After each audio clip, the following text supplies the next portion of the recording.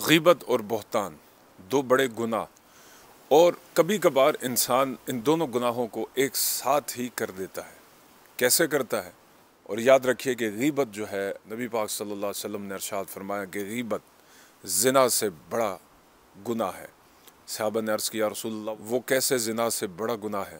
تو حضور نے فرمایا کہ زناکار انسان جب شرمندہ ہو کر سچے دل سے اللہ کی بارگاہ میں معافی مانگتا ہے اور آئندہ سے زنا نہ کرنے کا عہد کرتا ہے تو وہ معاف کر دیا جاتا ہے، وہ گناہ اس کے نامہ اعمال میں نہیں ہوتا۔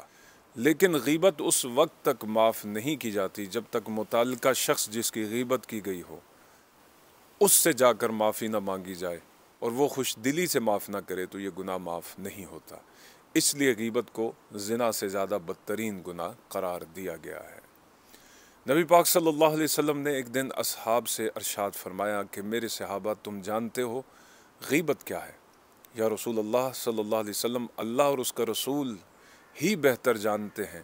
صحابہ نے جواب دیا، حضور صلی اللہ علیہ وسلم نے ارشاد فرمایا کہ غیبت یہ ہے کہ تم اپنے مسلمان بھائی کی کوئی ایسی بات لوگوں کے سامنے بیان کرو کہ جس کا سننا اس کو ناگوار گزرے اور وہ نہ چاہتا ہو کہ اس کی یہ بات لوگوں کے سامنے بیان کی جائے۔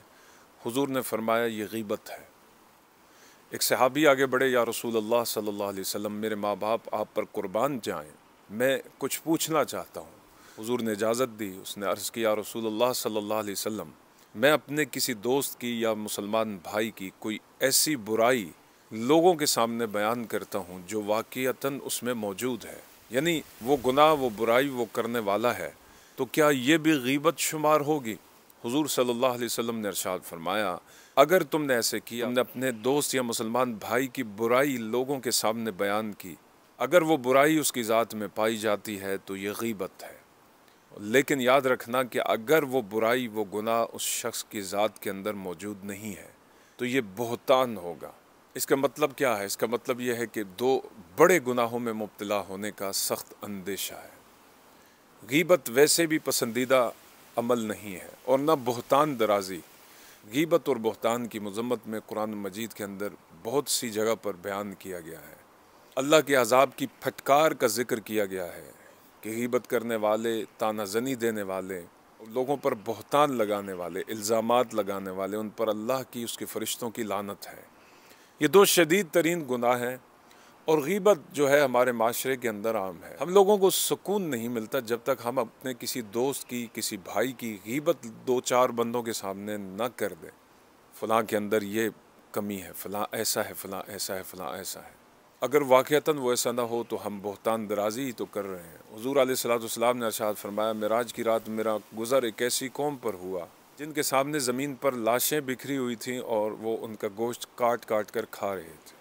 میرے پوچھنے پر بتایا گیا کہ یہ وہ لوگ ہیں کہ جو اپنے مسلمان بھائیوں کی غیبت کرنے والے تھے۔ جس کی آپ غیبت کر رہے ہیں اس کا آپ کچا گوشت کھا رہے ہیں، اپنی نیکیاں اسے دے رہے ہیں، اپنی بخشش کا سرٹیفکیٹ آپ اس کے ہاتھ میں دے رہے ہیں۔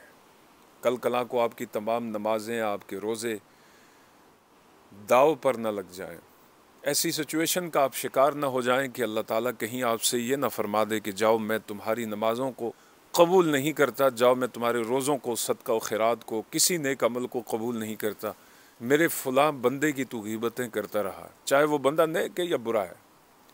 دونوں صورتوں کے اندر ایک چیز منع ہے تو منع ہے، جاؤ جا کر اس سے معافی مانگو، اگر وہ تمہیں معاف کر دیتا ہے تو ہم تمہارے اعمال کو قبول کر دیں۔ متعدد ایسے لوگ ہوں گے جو قیامت کے دن یہ خسارے کا سودا کر رہے ہوں گے۔ سرور عالم صلی اللہ علیہ وسلم نے ایک دن صحابہ کرام سے پوچھا بتاؤ سب سے زیادہ غریب اور مفلوق الحال شخص کون سا ہے؟ صحابہ نے عرض کیا یا رسول اللہ وہ شخص جس کے پاس پیسہ نہیں، جائیداد نہیں، مال نہیں۔ حضور صلی اللہ علیہ وسلم نے فرمایا نہیں، تم دنیاوی اعتبار سے کہہ رہے ہو، دنیا کے اندر ظاہری سی بات ہے جس کے پاس مال و دولت پیسہ نہ ہو وہ غریب ہے، لیکن حقیقی غریب آخرت کا غریب ہے۔ یا رسول اللہ آخرت کا غریب کون شخص؟ حضور نے فرمایا ایک شخص بہت سی نیکیوں کے ساتھ قیامت کے دن حشر میں آئے گا، پاس نماز، روزے، صدقہ و خیرات، حج، زکوٰۃ، پہاڑوں کی طرح نیکیاں ہوں گی، لیکن اس نے کسی کی غیبت کی ہوگی، کسی کا دل دکھایا ہوگا، کسی پر بہتان درازی کی ہوگی، کسی پر الزامات لگائے ہوں گے، کسی کی کردار کشی کی ہوگی۔ اس سے کہا جائے گا کہ جاؤ अपना मामला इन लोगों के साथ तय करो, यकीनन उसे अपनी नेकियां इन लोगों में बांटनी पड़ेंगी यहाँ तक कि उसकी नेकियां ख़त्म हो जाएंगी। अपने इन गुनाहों की तलाफ़ी करते करते फिर भी उसका हिसाब बाकी रहेगा। फिर आखिर में क्या होगा कि इन्हीं लोगों के गुनाह इसकी कमर पर लाद दिए जाएंगे और उन गुनाहों के साथ वो शख्स जहन्नुम के अंदर फेंक दिया जाएगा। अस्तग़फ़िरुल्लाह रब्बी मिन कुल्लि ज़ंबिन व अतूबु इलैह। अल्लाह हमें माफ़ करे जो ज़बानी ग़ीबतें, इशारे से ग़ीबतें और जो बहतान दराज़ियाँ हम अपनी महफ़िलों में, मजलिसों में करते हैं, खुदावंद करीम इनसे हमें निजात अता फ़रमाए। अल्लाह ताला अमल की तौफ़ीक़ अता। वीडियो को दूसरों के साथ ज़रूर शेयर कीजिएगा। अस्सलामु अलैकुम व रहमतुल्लाहि ताला व बरकातुहू।